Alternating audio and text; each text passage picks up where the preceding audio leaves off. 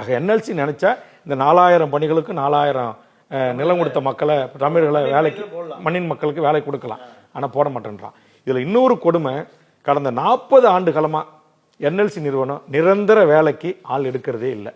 இவன் என்ன செய்யறான், ஒரு டெக்னிக்கலா இங்க நம்முடைய கரியை வெட்டி எங்களுடைய மக்களை அகதிகளை ஆக்கி கொண்டு போய் பல திக்காலில் பார்க்க பல முறைகளை இந்த மக்களை 2 சென்ட் 3 சென்ட் போய் கட்டி வீடு கட்டிட்டு இருக்க சொல்லிட்டு இங்க சம்பாதிச்ச பணத்தை கொண்டு போய் இவன் வந்து ராஜஸ்தான்ல, மத்திய பிரதேசில், ஜார்க்கண்ட்ல பல மாநிலங்களில் முதலீடு பண்ணி அங்க சுரங்கங்களை தொடங்கி அங்க எடுத்த உடனே அந்த மக்களுக்கு நிரந்தர வேலை கொடுத்து அவர்களை 100 பேர் 50 பேர் 200 பேர்னு டெப்டேஷனா கொண்டு வந்து நெய்வேலியில் தேவைக்கு நிரப்பிக்கிறான். ஆனால் இந்த மண்ணின் மக்களுக்கு 40 ஆண்டு காலமாக உள்ளூர் மக்களுக்கு வேலை வாய்ப்புக்கு ஆட்கள் நெய்வேலி நிர்வாகம் எடுக்கவே இல்லை. இப்போ சமீபத்தில் கடந்த மாதம் 299 பதவிகள் எடுத்தான். ஒருவர் கூட தமிழர் இல்லை.